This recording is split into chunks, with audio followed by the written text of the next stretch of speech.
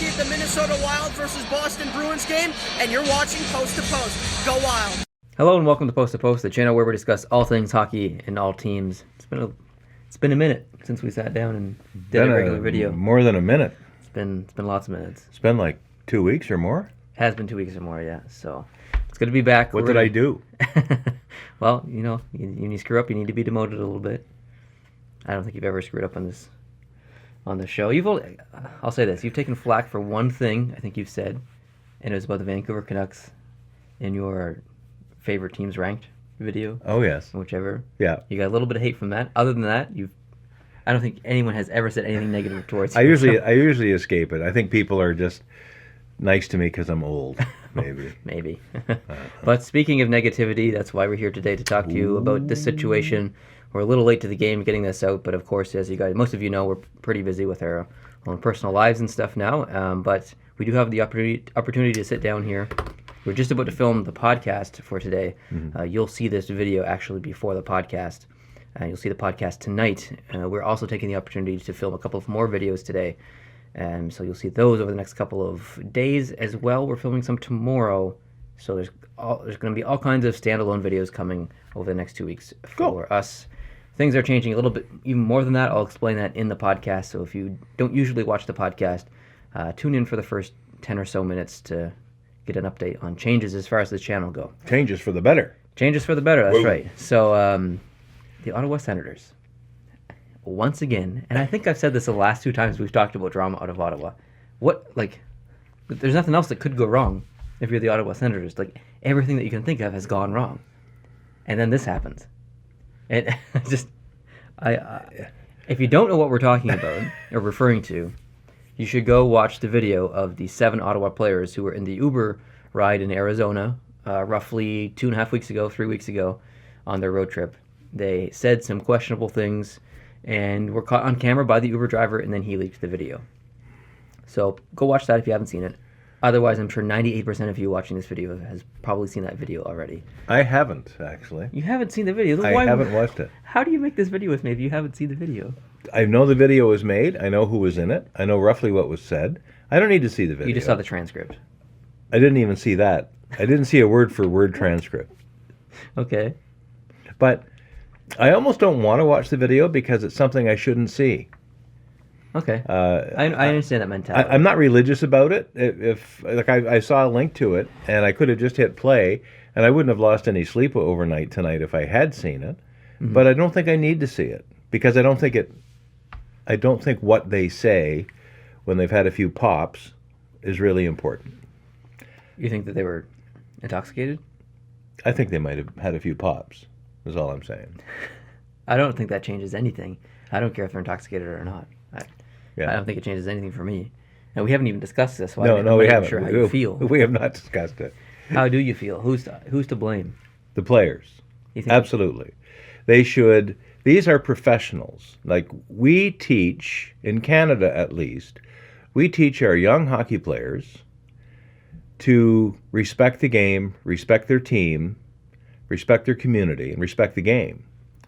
And that extends all the way down to 8-year-old kids wearing a shirt and tie when they're on their way to a hockey game at certain levels of hockey. And it's to try to groom them to be responsible, professional acting people, whether they're getting paid to play hockey or not. They act with grace. They act with an ability to respect the game by presenting as positive and straight-laced a public image as possible. This, whatever happened in this Uber vehicle, trashes all of that. And for that reason, I'm really disappointed in them. Okay. I understand that mentality. I do not share it whatsoever. Okay. And I'll explain why. All right. But I think I'm upset that they were stupid enough to have that conversation with someone who's outside of the organization, let alone a complete stranger in a vehicle, an Uber driver. Yeah. I don't fault them at all for what they said specifically. And I'll get into that in a little bit. But first, I just wanted to share a tweet with you. All right. I tweeted earlier this week a poll. Okay. So, and the 297 people voted on the poll. If you're not following me on Twitter, you should be. So the tweet was, should the Ottawa Senators players who were involved in the leaked video be punished by the team or the NHL for what they said. Do you think that they should be punished? No. No? No. I think exposure is punishment enough. Okay. Certainly not by the NHL. The NHL is none of the NHL's business. Absolutely none of their business. The team and the players have meetings behind closed doors. They all came out with apologies in the day or two afterwards, apologizing to Marty Raymond, who apparently was the subject of some of their ridicule. Mm-hmm. And they said publicly things about how great a coach he is, or assistant coach, whatever, and how sorry they were that these things got out. None of that stuff rings true with me at all, because I think the real truth of what they thought about Marty Raymond was expressed in the cab, not on Twitter. I agree. There were 3 choices I put out. Okay. Heck yeah was one. No was another. Right. And I don't care. It's not my team. I'd be in the middle. I don't care if it's my team or not. I think I need to have an opinion. I think I would be like the middle answer, not in the middle. No. I'd be in the no. No punishment. So, heck yeah, got 20% of the votes. Right. I don't care. Not my team. Got 29%. Yeah. And no. Got 52%. Cool. So I think the majority of us are in agreement that no, the players shouldn't be punished. But for me, it comes down to, it's a sport and stuff, and it's still a game, but there's still work for them.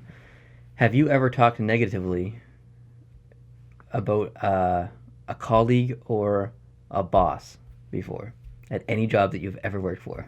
Never. Now, honestly, have you ever? Oh, sure. Exactly. Sure. And that's all they're doing. It's something that you're guilty of. It's something that I'm 100% guilty of. Yeah. I've been in those conversations with many people over many jobs, talking about an annoying coworker or a boss. We all have them. If you're 9 years old and you've never worked a day in your life, then I don't know if you can really form an opinion on this situation. If you're 9 years old and you haven't worked yet, there's papers not being delivered in your neighborhood. I'm telling you right now, get on it. Get on it. But anyone who's worked before, whether you're 14 and you're working at McDonald's, you've had a boss, you've had coworkers, you can form an opinion on this. I think we are all guilty of talking negatively about a coworker or a boss. So I don't, I'm not mad at the players for what they said specifically whatsoever.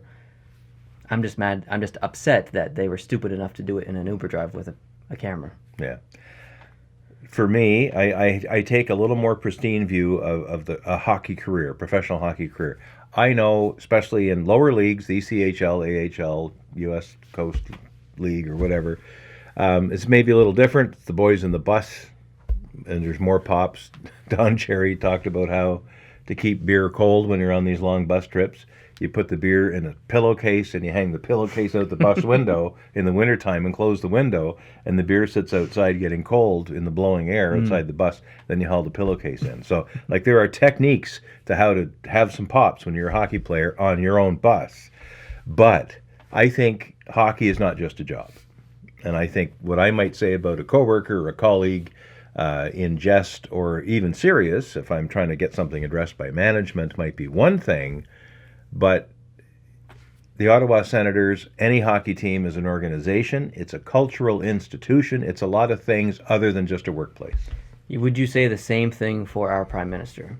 That he should be respectful at all times, and that would you feel the same way if he was caught on camera talking negatively about, if I think you're naive if you think that he doesn't have those conversations to himself about other countries or other leaders or whatever behind closed doors with his family in his own home or whatever. Well, I guess where's the boundary of the behind closed doors? What someone does in the privacy of their own home is protected by law, and it's sacrosanct. Sure. But if you're out in an Uber vehicle, which is virtually a public place, as far as I'm concerned, 100%. And I doubt there are many Ubers out there who don't have some kind of recording device or tracking device, so there's no danger of the driver or the passengers being put at risk. The players ought to know that. I'm sure the camera is not a hidden camera. It was probably dangling from the rearview mirror or wherever it was. So they're just being dumb. But I would expect my prime minister, my premier, my governor to not behave in any way that would bring disrepute upon their office if there was any risk whatsoever of them being observed doing it. Yeah, but they have those conversations, though. Yeah, but there's a time and place for those things, and that wasn't it. No, but even the most respectful hockey player, even like Bobby Orr or whoever you want to think of, we saw Willie O'Ree on TV last night when they were doing a wonderful interview. even he probably has had conversations like that with other teammates back in the day or whenever. Like, these wonderful people still have these conversations. It's just the fact that that was caught on camera. So that's why I don't have a problem with what they said specifically, because everyone's guilty of it. Well, having the view and sharing the view with a colleague and discussing what you may do to manage a situation that you're not happy with in your organization is fine. But these guys were having fun, by the sound of it. Again, I didn't see it, and I almost should see it, I guess, but I purposely didn't look at it. Because if they're having fun at someone's expense or making light of somebody's performance or even appearance or whatever, then it's not cricket. The thing is that what they said wasn't even that bad. It was truthful. They were making fun of themselves, basically, saying that, like, they were the worst penalty kill in the league, and that what they said about Marty Raymond was that I think in the last consecutive year he's had the worst power play and the worst penalty kill in that time frame. That was the worst thing that they said. It's not untrue. Well, it is in a way, because he's not on the ice.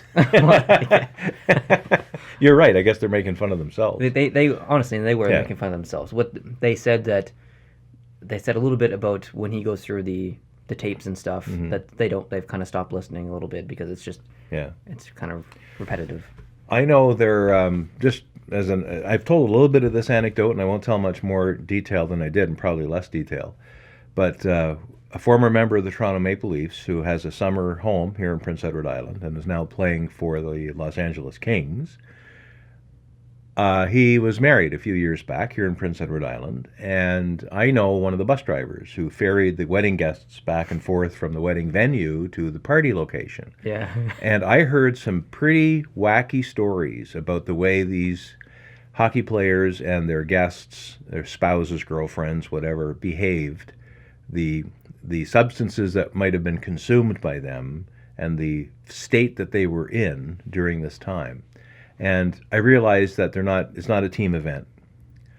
They're not wearing team colors. But still, I was really disappointed to hear some of the things I heard about their behavior when they were here. And when they behave like that in their own little circle, that's fine. But when people from outside, like bus drivers, waitress staff, servers, clerks, whatever, are interacting with them and see them behaving this way, I think it brings the whole team down. I think it brings the game down. Yeah, I agree with that. I mean, if you want to say stuff and be a silly person behind or off of camera, that's fine. Mm-hmm. But when you're out in public around people who, are part of the public, you can't be saying and doing that kind of stuff.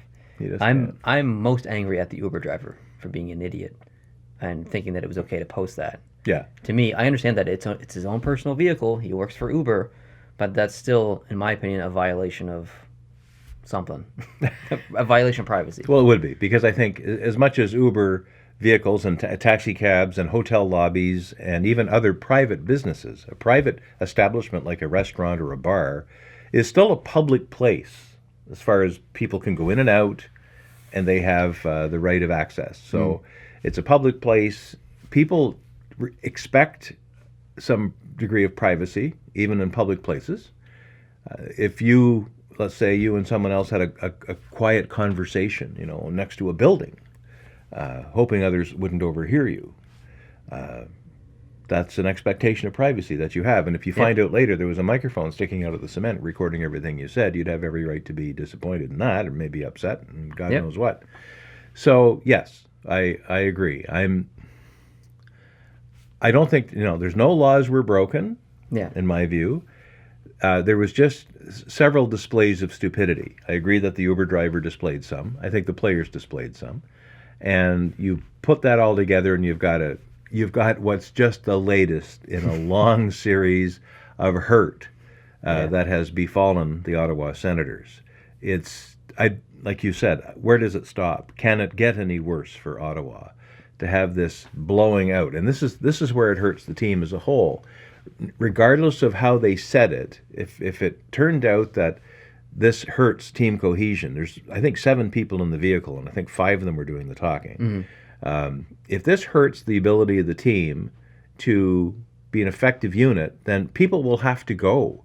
It's like when we had the Eric Carlson and Mike Hoffman family spouses situation I forgot about that. back in the summertime. that had to be resolved in some way. It was heading to a point where Erik Karlsson and Mike Hoffman cannot be in the same hockey team any further. Yeah. And one of them had to leave Ottawa, or they both had to leave Ottawa. As it turned out, they're both gone. They're both gone, yeah. And maybe that was the only way to solve this. And when you have these chemistry things coming out in the open, the only way sometimes to solve them is to have a few people walk the plank.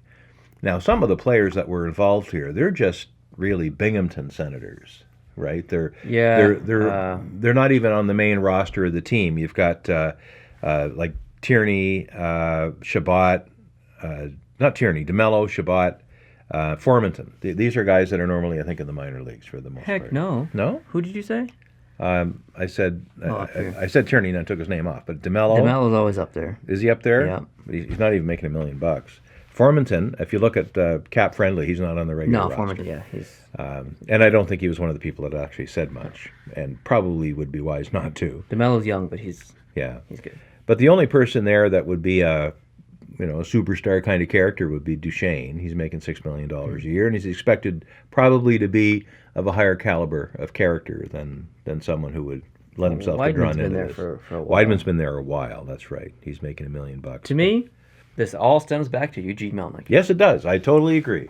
His foolish comments in public, just before that outdoor game, was just terrible, and it starts down a slippery slope of disappointment. 100%. He is the end-all, be-all of that organization, and he does not lead by example. Yeah, that's right. He is 100% at fault for the avalanche effect that has happened since, I think, basically that time, or when he first walked into the dressing room after a tough loss a few years ago and ripped Erik Karlsson and the entire team out.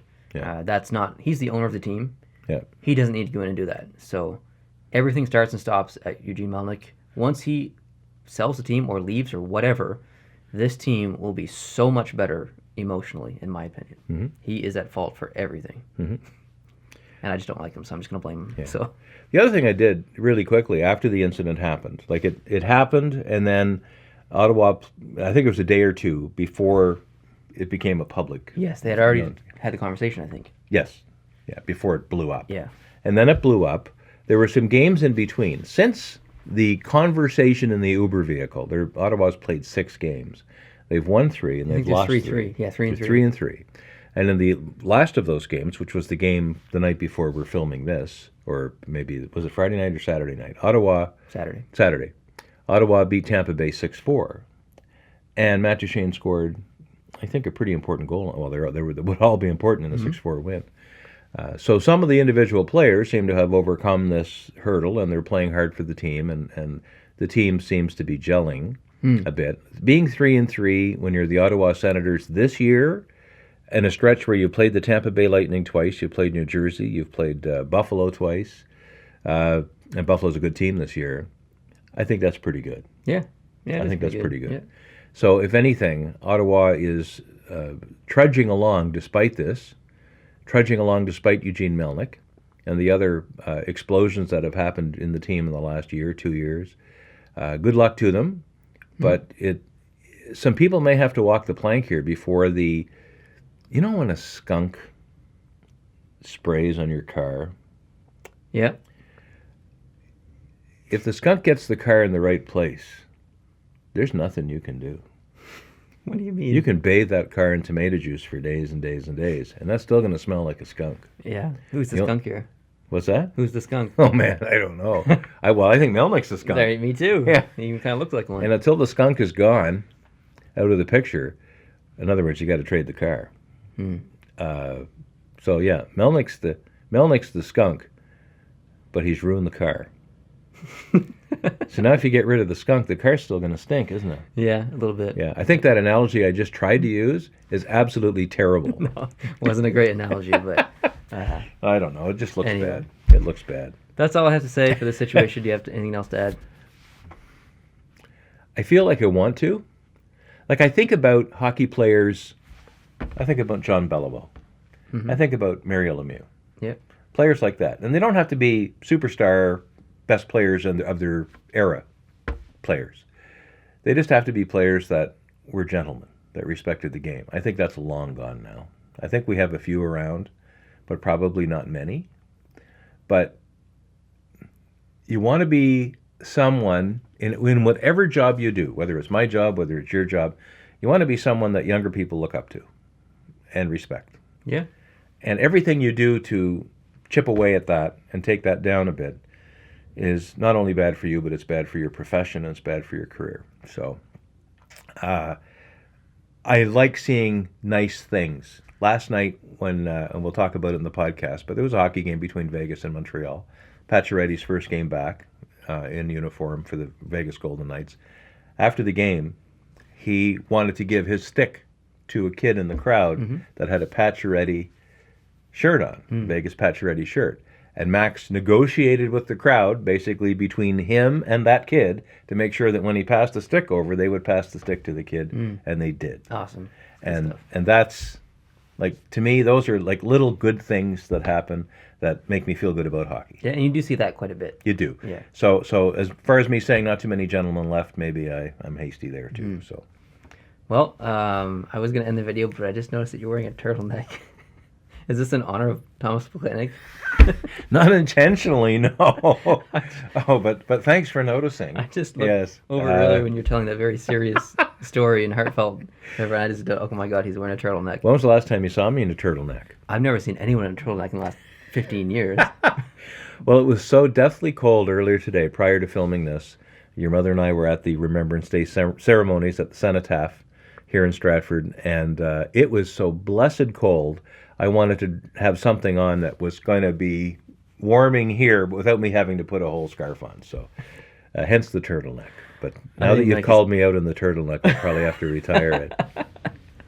All right, that sounds good. Thanks for watching, everyone. I really appreciate it. I hope you're having a good day. If you're not subscribed, I hope you can hit the subscribe button. I hope you can tune in for the podcast later on. If you did like this video, hit the like button down below, and we'll see you in the next one. Adios.